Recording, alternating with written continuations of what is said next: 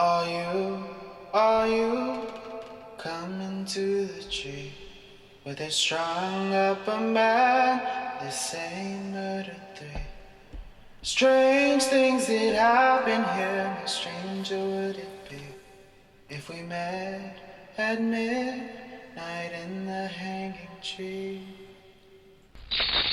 Welcome to Strange Things, broadcasting from the Arkansas Radio Studios in Laredo, Texas.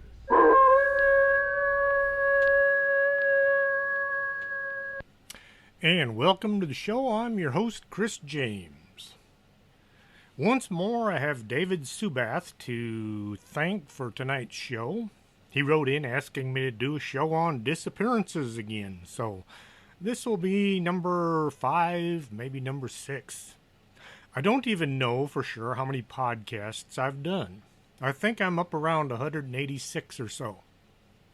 I remember my wife telling me I should do something special for the 100th show, and so I went back and I counted, and I discovered I was on 103 at the time, I believe. So maybe I'll get lucky and do something special for number 200, if I can remember to count the shows. Dave used to live in Louisiana, Dave does live in Louisiana, but at one time he lived in Kemah, Texas, which is a very small town right across the Clear Creek from where I lived in Seabrook. So we were practically neighbors. The two towns are very close, but they sat in different counties.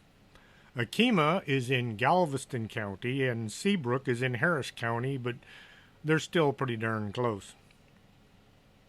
As I sat down to record this show, I was still debating whether or not to do the Thanksgiving poem or not. But I figured, in honor of my brother, I think I will. What the heck, it's my show. So, here is my brother's favorite Thanksgiving poem. Stuff your gut with tons of food, and then collapse while muscles pound. Don't blame Thanksgiving as the reason. You eat this way all year round. He got that poem from Mad Magazine sometime back in the 1960s, and every year about this time he would quote it, so there you go. Thanksgiving poetry. Sometime back in 1959, a businessman was checking out of a hotel in Bahia Blanca, Argentina. He got in his car ready to hit the road and see about getting home after a long business trip.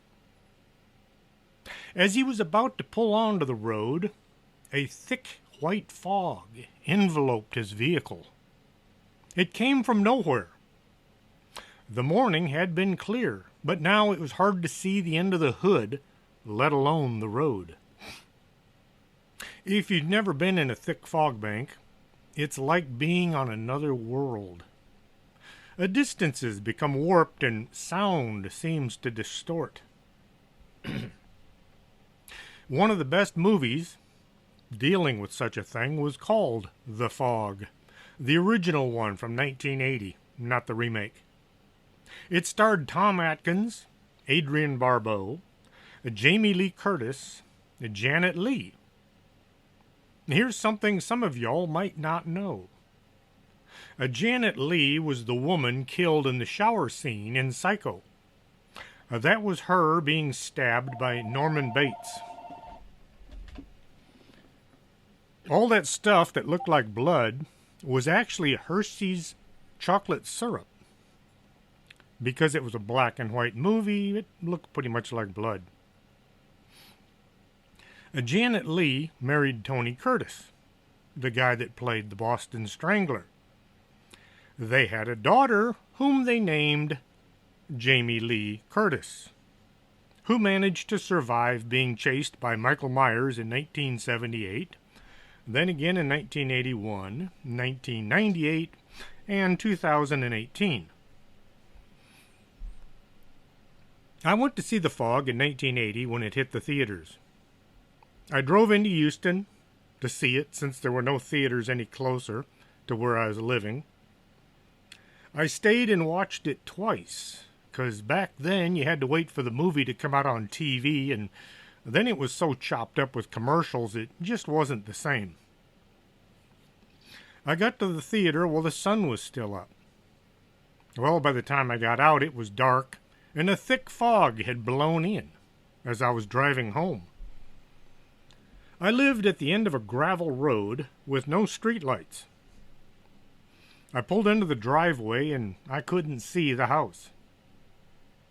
I really didn't want to get out of my truck, but I didn't feel like sleeping in the cab either. Not in that fog. Well, I managed to pry myself out of the cab and run through this thick fog, hoping that nothing was going to come out of it and stab me. And I ran right into the door, literally. I didn't see it until I hit it with my head. The things you do when you're young that you're fortunate to survive to an older age. Well, getting back to Bahia Blanca, the businessman tried to see out the windows of his car, but the fog was just way too thick. He wanted to get home, and he was in a hurry, but he didn't really want to risk driving, and so he sat there and waited. As he sat there waiting in the fog, the businessman suddenly discovered he was standing in a field. He had no memory of getting out of his vehicle, nor of having the fog lift. One minute he's sitting in his car, completely shrouded in fog, and the next he's standing out in a field. He looked around, trying to figure out where he was. Couldn't see his car, and he couldn't see the hotel that he'd been parked in front of. Well, thinking that he just might have blacked out, he checked himself over to see if maybe he'd been in an accident and was wandering away from the scene, or anything like that. He couldn't find any damage to his body. With no options available, he began to walk, hoping that he would eventually find his car. He came to a road, and he began to follow it.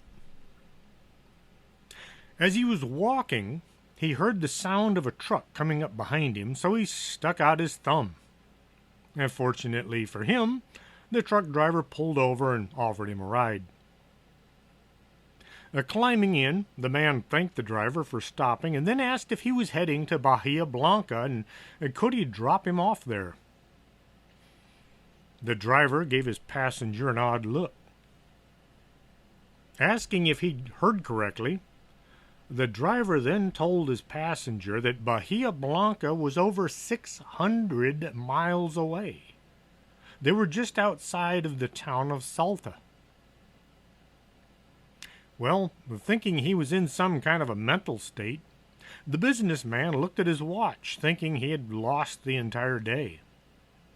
His watch showed only a few minutes had elapsed since getting from his car. Well, seeing as his passenger was in a real confused situation, the truck driver took him to the nearest police station. I can just imagine the officer taking the report. It must have sounded like the businessman was drunk or on drugs or maybe suffering some kind of a mental aberration. With lots of insistence and probably some begging, the businessman convinced the officer to at least contact the police in Bahia Blanca and see if there was any evidence he had been there. The police in Bahia Blanca drove to the hotel where the businessman had stayed. There, they found his car sitting in the parking lot, and the engine was running, but all the doors were closed. The gas tank was still full, so the vehicle hadn't been running all that long. Now, how could this guy get transported over 600 miles in a matter of minutes? What was in that mysterious fog that could affect him this way?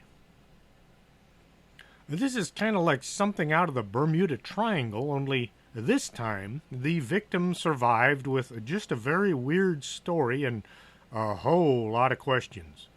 And something is not right in Argentina. The area around Bahia Blanca seems to have some kind of a portal or something. It sits right on the Atlantic coast, and there are over 300,000 folks living there, so it's not really a small town. During the end of World War II, a lot of Nazis managed to escape to Argentina, and some of them wound up in Bahia Blanca. 1946 to 1959, it's only 13 years. Could some of the secret Nazi experiments have wound up in the area and were in the process of being used to see what might happen? In May 1968, 9 years after the businessman took his bizarre trip, Dr. Gerardo Vidal and his wife set out on a drive along the outskirts of Bahia Blanca. As they were traveling, a thick white fog bank came out of nowhere. It got to the point that, not able to see, the doctor had to stop on the side of the road and wait for the air to clear. As they sat there in the car, the couple suddenly found that they had both fallen asleep or, more than likely, passed out.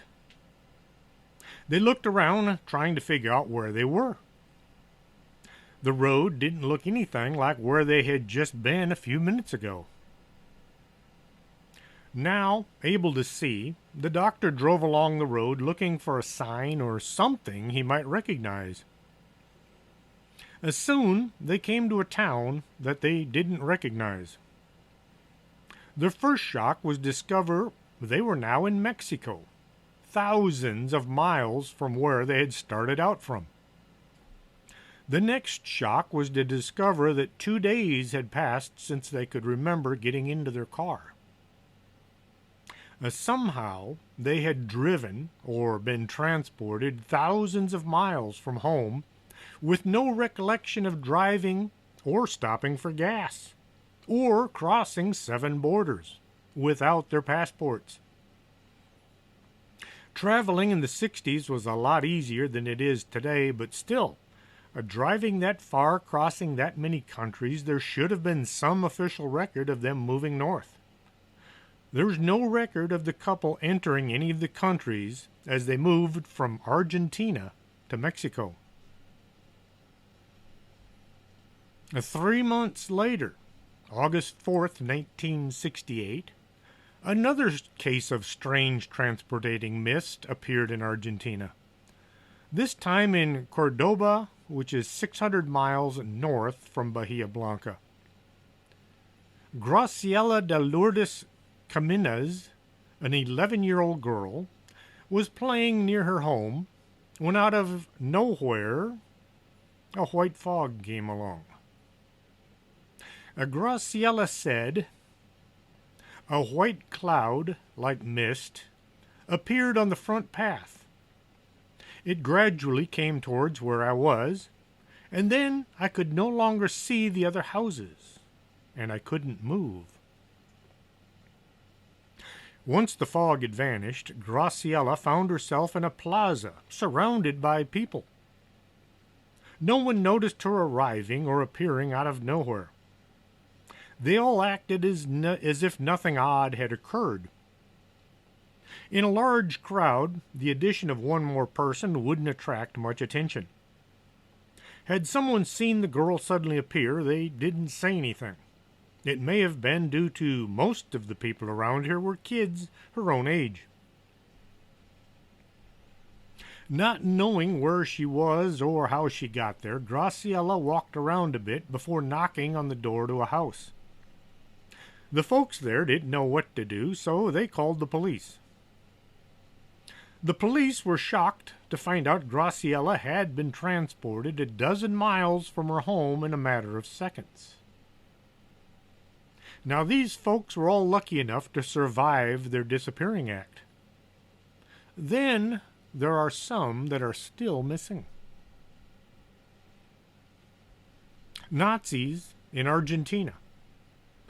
Could there be a connection with these sudden, bizarre transportations? The only thing that comes to mind is the Nazi bell. Towards the end of World War II, thousands of dollars worth of gold and precious gems were snuck out of Germany and into Argentina. Why? The Nazis knew they were losing.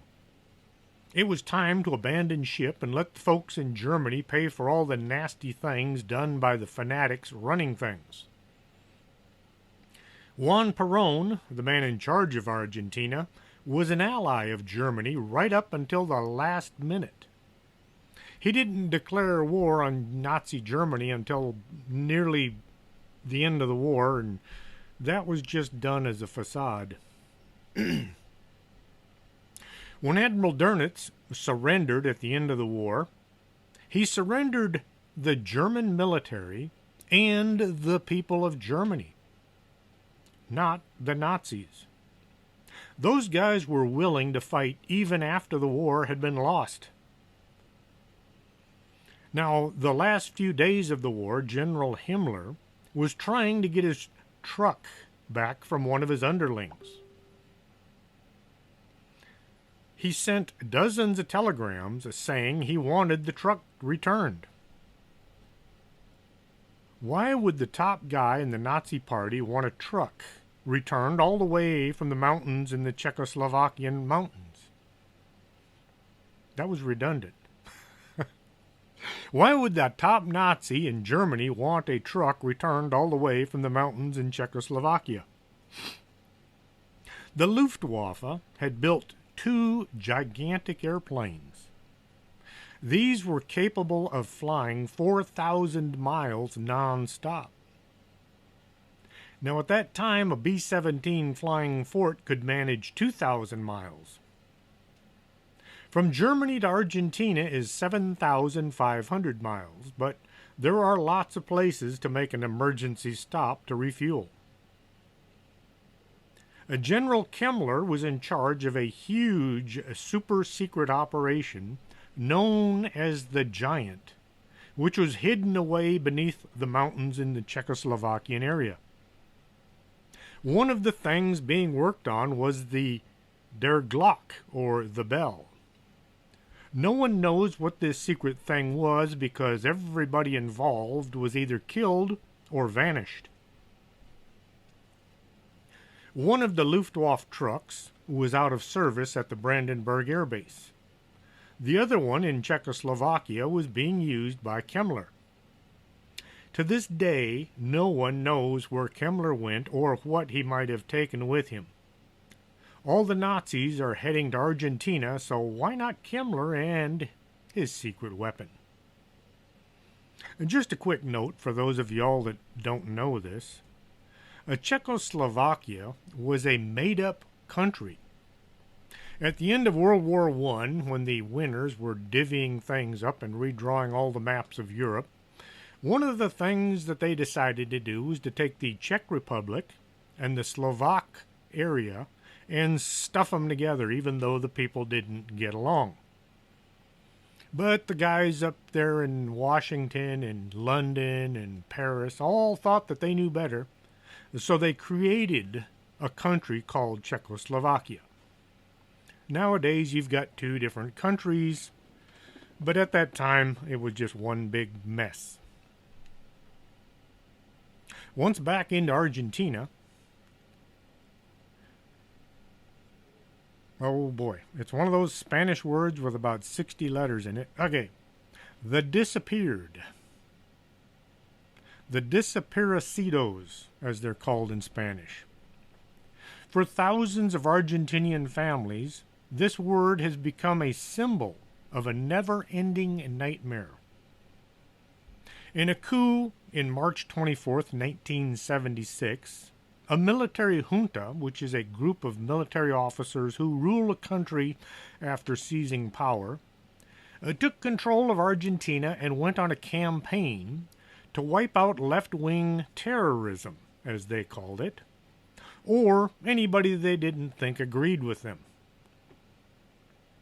The junta used the same things they were accusing the people of trying to do.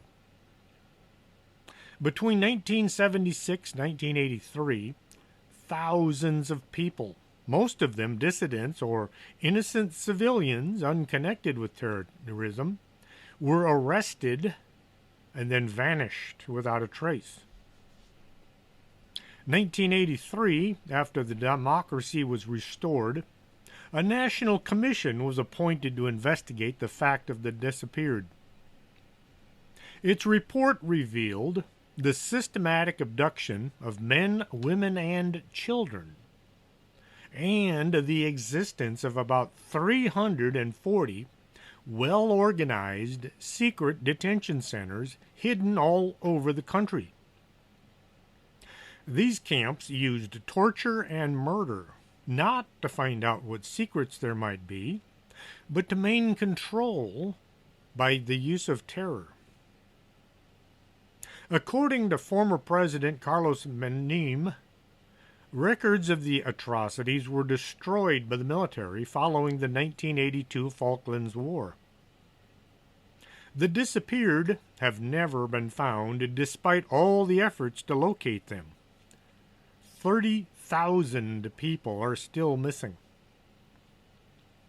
Does it sound just a bit odd that the Nazis who ran the death camps all over Europe escaped to Argentina, where death camps cropped up just a short time later? Is this a coincidence? I think not. Now, if you saw the movie A Clockwork Orange, you can try interjecting Alex DeLarch's voice during the following, because it is from England, and they talk kind of funny over there. At the time of her disappearance, Claudia was 35 years old and lived alone in the village of Heworth, England, working a job in the kitchens at the nearby University of York. Her parents, Peter and Joanne, had divorced when Claudia was in her early 20s, but she remained close to both of them, frequently catching up over the phone, and she would see her father several times a week. She'd been home for about 15 minutes when she popped out to the post office. During this outing, she bumped into an acquaintance who later described Claudia as her usual happy, cheerful self. There were 2 closed-circuit TV cameras on her route to and from work, and the footage from this short journey would be the last verifiable sighting of Claudia Lawrence. Authorities know that Claudia was at home for at least some of the evening when she vanished. She had spoken to her father on the phone at 7:30 and then called her mother immediately afterwards. They had chatted about a TV program they were both watching, which her mother had stated she could hear in the background during the call. They made plans to go someplace together for Mother's Day, which was coming up the next weekend. Claudia sent a text to a friend at 8:30, and at 9:12 she received a text from a friend who lived in Cyprus. The police have never been able to confirm if she opened the message or not. According to her parents, when Claudia had an early shift at the university, she would usually be home in bed by 9. So it is possible she may have slept through the text. The next morning, Claudia never turned up for work. It wasn't until the next day that anybody realized Claudia was missing. She had been due to meet one of her best friends, Susie Cooper, for a drink at her local pub on the evening of the 19th. Being well-liked and sociable, Claudia could often be found at the Nag's Head, located just 4 doors down from her home. When she was a no-show, at first Susie thought little of it and sent her a text, jokingly thanking her for the stand-up. When Susie still hadn't heard from her friend, she began to worry. She called the pub landlord, George Foreman, not the boxer, who was also a friend of Claudia's, and asked him to go and knock on her door. When there was no reply, Susie called Claudia's father, Peter, who had a set of keys to the building. Peter called the University of York, who confirmed that Claudia had not turned up for work the previous day. Peter drove the 20 miles to Heworth and picked up George Foreman from the pub. Once again, not the boxer. When the men let themselves in, they found the house exactly as they would have expected it.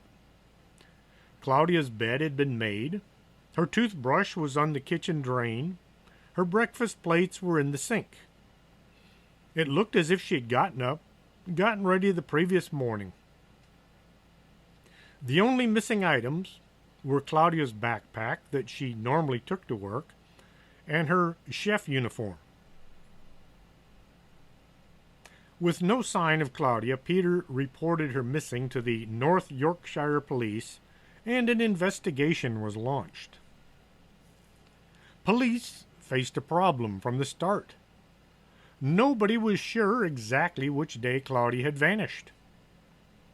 The things at her house, like the toothbrush and the breakfast plates, suggested she'd left for work as normal on the morning of the 19th. That maybe something had happened to her on the way to work. It was extremely dark in the morning at that particular time of year, and Claudia had been walking alone, so it seemed to be a feasible explanation. Analyzing Claudia's phone revealed that it had powered down at some time around midnight, and police believe it was turned off as opposed to running out of battery. According to her friends and family, Claudia was a prolific phone user and would be on her mobile during her work breaks as well as her journey to and from home, a fact that her phone records were able to back up. Police also found Claudia's charger was sitting at home, and it seemed odd that such a heavy phone user would leave for work not only with a dead phone, but with nothing to charge it with. Her handbag and bank card were also found at home, though people told the police that she tended to leave her handbag at home and just take her backpack. On top of that, police had no crime scene. There wasn't a hair out of place in Claudia's house, let alone any evidence of an injury or a struggle. Within 10 days, the investigation had intensified. Hundreds of police officers and several volunteers from a search and rescue team combed the local area. It wasn't long before the case garnered national attention, and a reconstruction of Claudia's last known movements were recreated in early June on a popular UK TV program called Crime Watch. The police had no shortage of reports to look into as the public rallied around to try and help bring Claudia home. Among the most significant came a month after Claudia's disappearance, when somebody reported seeing a couple arguing next to a parked vehicle just outside the University of York, where Claudia worked. The sighting came at around 10 past 6 in the morning, just after Claudia was due for her shift. Another key sighting came at 5:35 the same morning, when a passing cyclist remembered seeing a man and a woman on Melrose Gate Bridge. This area is not only on Claudia's route to work, but is just outside of a closed-circuit TV camera's range that would normally have picked her up as she moved towards the university. The woman was described as shorter than the man, with mousy brown hair and wearing short blue jacket. The man was described as being 5'6", with a skinny build, wearing a dark-colored hoodie, and he had the hood up, and dark-colored combat-style trousers with lots of pockets on the sides. The witness also stated that he was holding a cigarette in his left hand. Despite numerous appeals from the North Yorkshire police, the man and the woman have never been identified. On top of numerous eyewitness statements, closed-circuit TV footage also captured something out of the ordinary that day. At 5:42 on the morning of the 19th, a camera near the back of Claudia's house captured a light-colored Ford hatchback driving along Claudia's road. It was roaming on the road. As it approached the level with her house, the car suddenly braked. The car is too far away to make out the license plate, and despite public appeal, the driver remains unknown. This footage, combined with tips from the public, appear to confirm the initial theory that Claudia had gone missing after she left for work on the 19th. But police had some information that they're keeping to themselves. With that, I am going to take a brief pause, play some commercials, drink some coffee, give my voice a rest. Don't go away! We'll be right back after this. You're listening to Arkanasa Radio.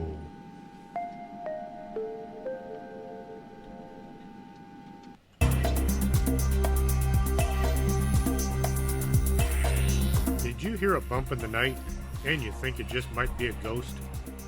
Contact the Laredo Paranormal Research Society at laredoparanormal@hotmail.com. That's the LPRS for all your otherworldly needs.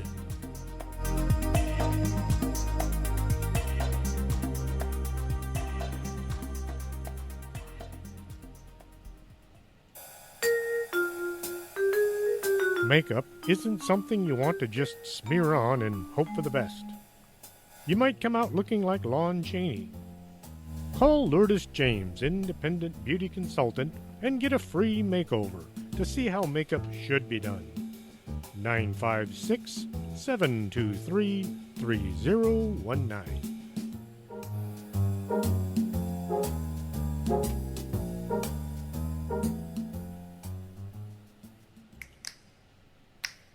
Coffee makes the world go round, and around here we have the Organic Man Coffee Trike, 4501 McPherson, Suite number 9.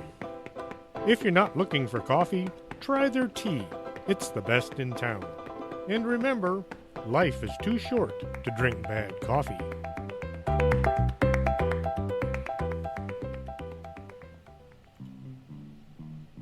If your vision isn't what it used to be, and you're not sure you're seeing Bigfoot or just your neighbor mowing his lawn, stop on by Del Norte Optical, 107 Calle del Norte, just across the street from the Embassy Suites.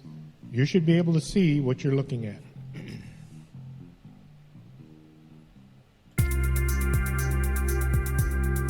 This is Arkanasa Radio you've been listening to.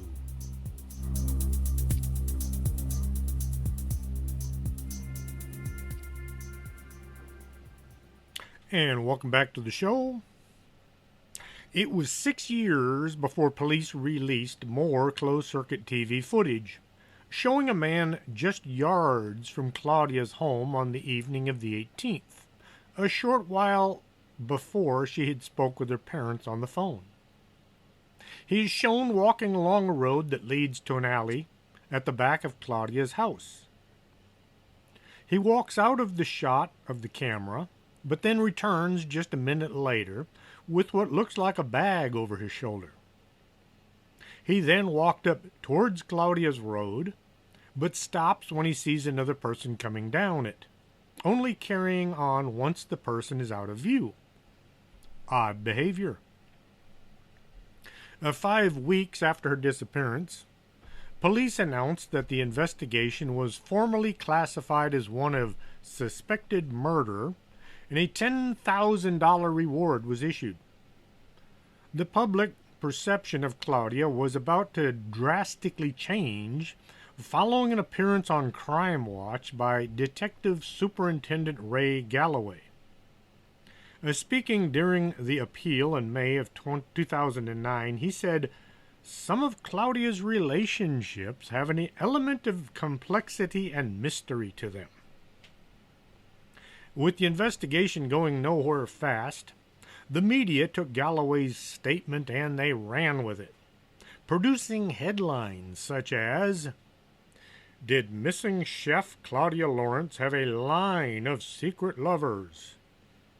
And, "Missing chef Claudia. So how many married lovers did she have?" Yet leave it to the press to muddy the waters anytime they get a chance. After delving into Claudia's personal life, journalists soon found their way to the door of 40-year-old nurse Beth Horwell. Beth revealed that her husband, Lee, had a 2-month affair with Claudia, which ultimately led to the couple's divorce. So, were the media right about Claudia? Accounts from her friends and family paint a different picture altogether, describing a woman with low self-esteem who was a little naive when it came to men. As far as they were aware, Claudia had been in only 3 relationships of significance, and 1 with Lee Harwell included. A review of the case in 2013 brought some new evidence to light. Analysis on Claudia's missing phone showed that she had been spending time in the Acomb area of York in the weeks leading up to her disappearance. Police believe that she was likely in the area seeing someone, and have asked for information from taxi drivers who may have taken her there or picked her up in the early hours of the morning. If Claudia had been in any kind of a relationship at the time, it is not something she had shared with even her closest friends or family. A re-examination of Claudia's home with new forensic techniques also uncovered numerous sets of fingerprints which had not been previously picked up. While police have eliminated several of these prints, a number of them remain unknown. A cigarette butt with a male DNA that was found in Claudia's car was also sent in for testing, but sadly no match could be made. 2015 saw a renewed interest from the police. In the alleyway behind Claudia's home, where the mysterious man had been spotted on closed-circuit TV on the night of March 18th, specialist search teams and highly trained sniffer dogs scouted the area. But if any new evidence was discovered, this information was not made public. In the years following the launch of the review, at least 8 arrests were made in relation to Claudia's disappearance. All were men, all older than Claudia, and all had one place in common. They all hung out at the Nag's Head Inn, or pub. In the end, however, there was not enough evidence to charge any of them. In England, they arrest people a little different than they do here in the United States. I believe the way they say it is if you're brought in for questioning, it's like you're being arrested. Whereas here in the U.S., you're brought in for questioning and then you might be arrested, but I don't live in England, so I don't really know how it works. In England, being arrested is kind of like being detained for questioning here. 2017, the mother of murder victim Betty Gordon said she knew who was responsible for Claudia's disappearance. The very same man who had murdered her daughter. Christopher Hallowell, age 52, is currently serving life in prison for the murder of 20-year-old Becky, 22-year-old Sean O'Callahan. Becky's mother, Karen Edwards, claims that during her own investigation, she found a witness who says they saw Hallowell talking to Claudia shortly before she disappeared. Sean and Becky both disappeared in Swindon, which is 200 miles from Claudia's home in York, although his father did live in Huddersfield, which is about an hour's drive away. thin, 5'8", and left-handed smoker, Hollowell's description bears startling similarities to the man reported by a witness on the morning Claudia missed her shift. Hollowell had murdered Sean on a date of significance, the day that he and a girlfriend had broken up. The date in question was March 18th, the same date that Claudia may have disappeared. While there are some similarities between the two cases, it is important to note that a new detective on the case has stated that there remains no known link between Hollowell and Claudia, and he is not considered a suspect. 4 years after the review began, the North Yorkshire Police announced that it was all but complete and that the investigation had been moved to the reactive phase. Since Claudia disappeared, the police have taken 2,517 statements. They've checked 1,771 vehicles, searched 38 homes and business premises, examined 64 scenes, and tested more than 200 items for DNA. In total, 159 people have been fully reviewed. Peter Lawrence, Claudia's father, has worked tirelessly in the wake of his daughter's disappearance to support those with missing loved ones. He campaigned for years to create legislation that let families or friends of a missing person become legal guardians of their homes and affairs.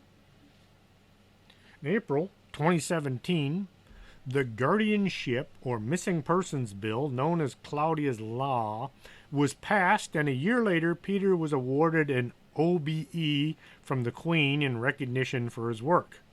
I have no idea what an OBE is. I imagine it's something like a citizenship award here.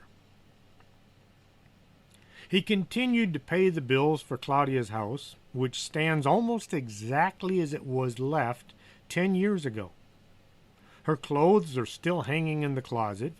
Her shoes are still in the boxes under the stairs. Each item a small symbol of hope that maybe one day she just might come back. Susan Smalley, 18, and Stacy Madison, 17, were best friends from Carlton, Texas. In the spring of 1988, they were about to graduate from Carlton Newman Smith High School. Stacy was working for an allergist and was hoping to go to college. She had blonde hair, blue eyes, and what was described as a dazzling smile. Susan was an honor roll student who had dreams of moving to Florida. She had brown hair and green eyes. She was described as being outgoing, loved meeting new people, and she worked as a hostess, which allowed her to meet lots of new people. She was there for her friends at all times, said Susan's brother, Rich Smalley. March 19th, 1988, the two girls were determined to make their last night of spring break count and planned to sleep over at Stacy's house. That evening, Susan and Stacy climbed into Stacy's yellow 1967 Mustang convertible, and they drove to Prestonwood Shopping Center. Afterwards, they gave Susan's mother, Carolyn Audit, a lift home from her shift at the department store inside the mall. At Susan's house, the two girls changed clothes before heading out again. Carolyn had a date that evening. She told the girls to be careful, not knowing this was the last time she would ever see them again. Stacy and Susan drove to a friend's party in Arlington. They left the party at around 10 p.m. and then went back to Stacy's house, where Stacy made a long-distance phone call to a friend's house. Despite the fact that they had a 12 a.m. curfew, the pair returned to the party shortly after midnight. Between 12:30 and 1 a.m., Susan and Stacy went to a steak and ale restaurant in Addison, where Susan worked as a hostess. Waitress. Susan chatted with one of her fellow workers. The two girls left in the Mustang, and that was the last time they were ever seen. When it was discovered that the girls hadn't slept in their beds that night, they were reported missing by their parents. "I kept pacing and looking out the window, hoping to see her drive up," said Ida, the mother of one of the missing girls. Shortly thereafter, police found Stacy's abandoned Mustang on Forest Lane, which was a popular northwest Dallas strip boasting of movie theaters and drive-ins. The doors were locked and the girls' jackets were inside. For reasons that remain unknown even today, neither Dallas nor Carlton police searched the car forensically, and they didn't try for any fingerprints or any form of DNA. Detective Greg Ward, who took on the case 4 months later, said that the original investigative team had initially theorized that the girls were just runaways, and they looked at their disappearance with tunnel vision. He went on to say, "I'm not saying they were screwed up, but they probably could have handled it much better." When the news of the discovery broke, the families of the girls immediately believed that something sinister had happened to them. It was out of character for them to just vanish without letting anybody know where they were going. Moreover, they were both good students, ready to graduate and embark on a new adventure. There was no big event in their lives that would have forced them to flee, and there was no secret life that anybody was aware of. Over time, the investigators on the case also came to the conclusion that they had most likely been abducted. They met someone, speculated Carlton homicide detective, and got more party than they bargained for. The disappearances sent a chill down the spine of residents of Carlton, and the girls' absence taught their classmates a disturbing lesson. Anything can happen to anybody. They were just two regular teenage girls, enjoying their last bit of freedom before buckling down for college. While the main theory was that they had been abducted, shortly after the disappearance was made public, two witnesses came forward to say they had seen two girls matching the description of Susan and Stacy on the night of their disappearance.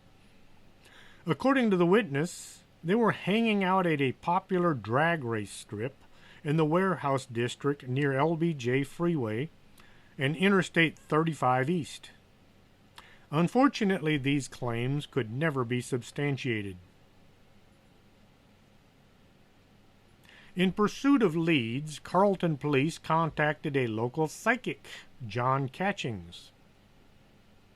During a 3-hour consultation, Catchings claimed that the teenagers had been abducted and murdered by a white man who was 28 to 34 years old with blonde hair and glasses.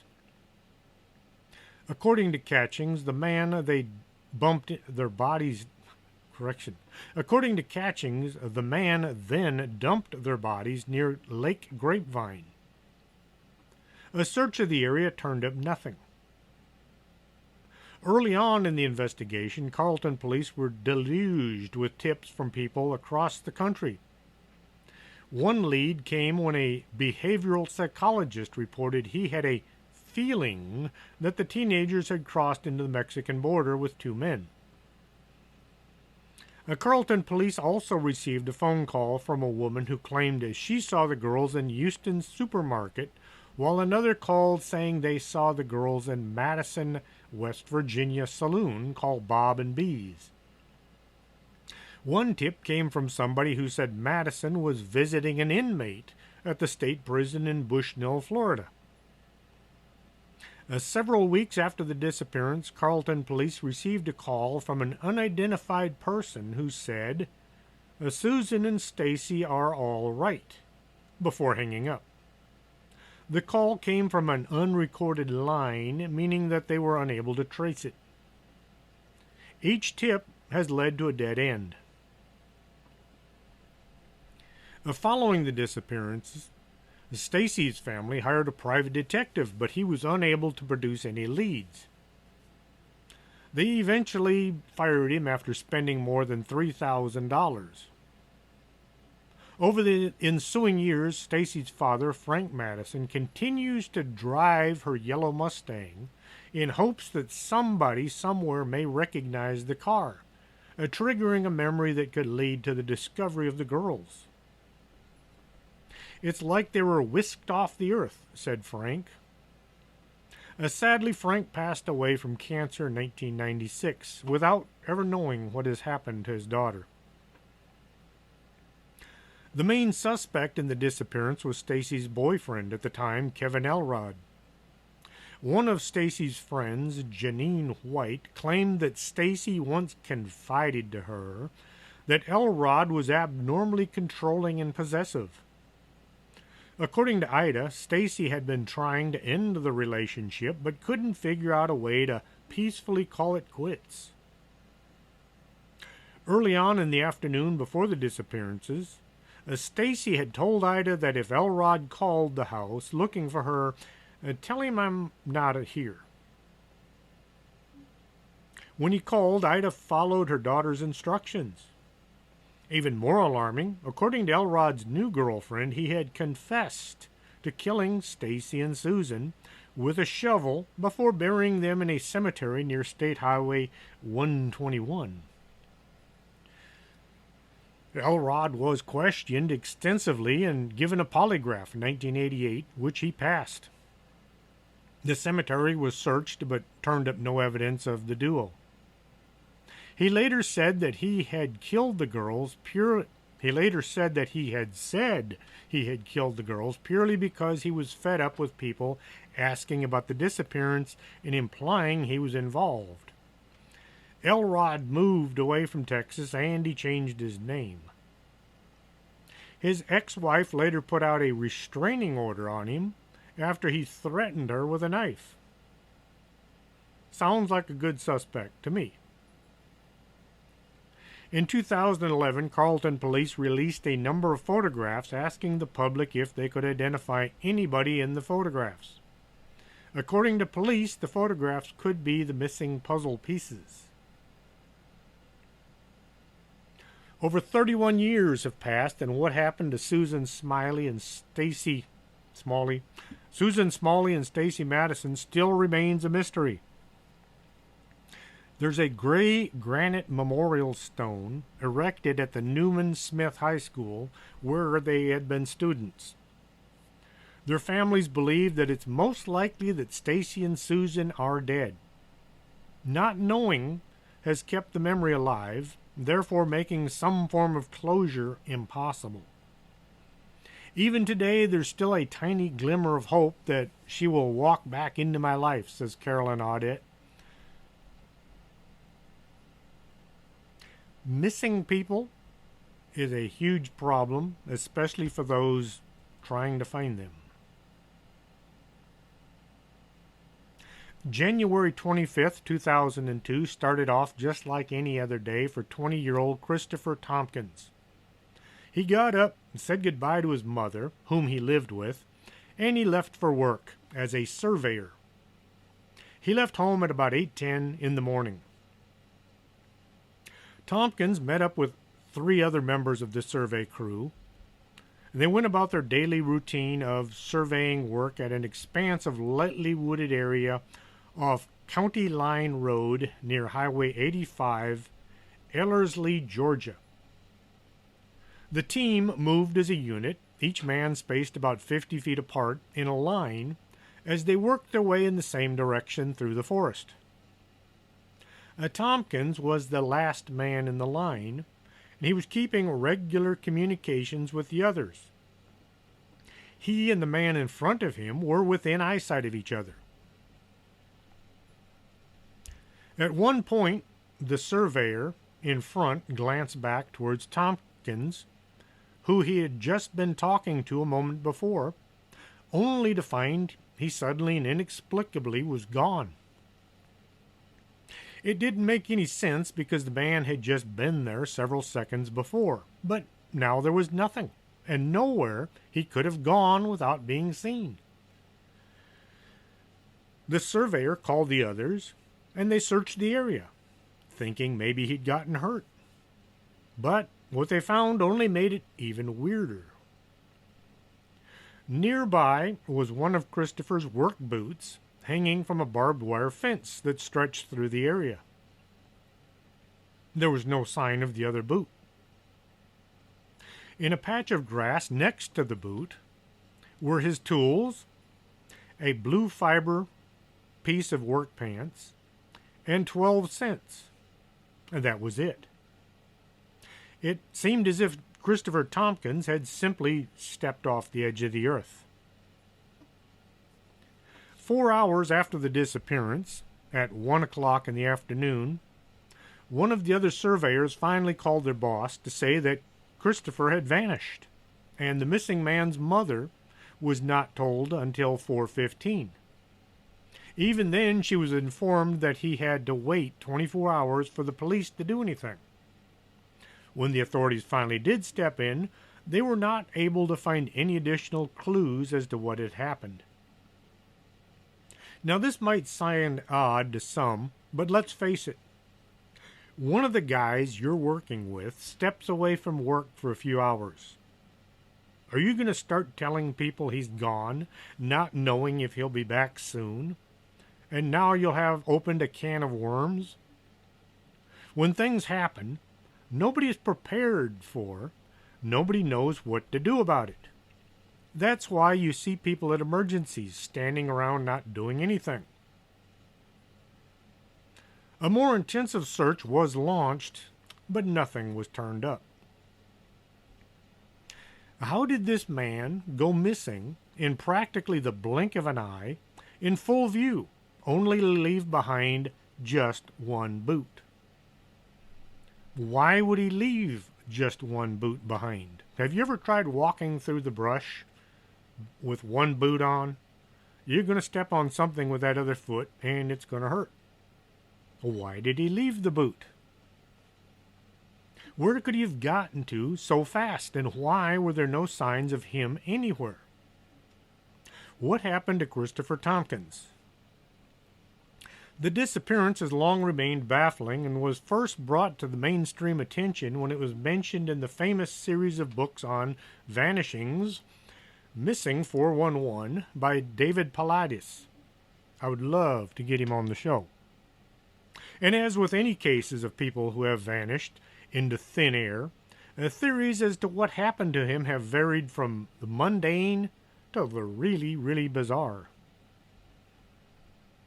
One of the first ideas was that there had been some sort of foul play involved. After all, the surveyors with him didn't report the disappearance for several hours. More than enough time for them to murder him and dispose of his body. There's no motive at all for this. No evidence of foul play, and none of the other surveyors were seriously interrogated or investigated on the matter. There was no reason to. There's also the idea that Thompkins had simply walked off the job and run off to start a new life. With this idea was supported by his boss's claim that Christopher had been acting strangely in the days leading up to the vanishing. But his own mother adamantly denies this, saying in an article for the Ledger Inquirer, Chris lived with me and I saw him every day. There was neither strange behavior on his part nor any distress. Say Chris Thompkins had decided to simply walk off the job. Why leave his boot behind? Does not make sense. Indeed, many of his friends and family would insist that Thompkins had been a well-adjusted, happy individual, and his co-workers painted a picture of a respectful, hard-working individual. There's also the question of, if he did walk away, How did he manage to do it in full view of the others? Why did he do it wearing one boot, while leaving behind other bizarre clues? Another idea still was that he might have been attacked by a wild animal. But don't you think he would have screamed or something if he was being attacked by anything? That, and the fact you would have found some blood at the scene. Oh, there's my timer going. This is where we get into some of the more far-fetched theories that have made the rounds. One idea is that Christopher had seen something out there that he was not supposed to and was silenced by some mysterious party with the authority to do it. Even weirder still is the idea that some mysterious and very powerful force had actually picked him up and carried him off with his belongings, snagging the one boot on the fence as it went by, like the giant bird, a thunderbird maybe. Could it have been some ghostly interaction? Or maybe UFOs? There's even the idea that the culprit could have been some kind of a vortex. Remember that mysterious white fog from Argentina? Maybe he stepped through a dimensional opening.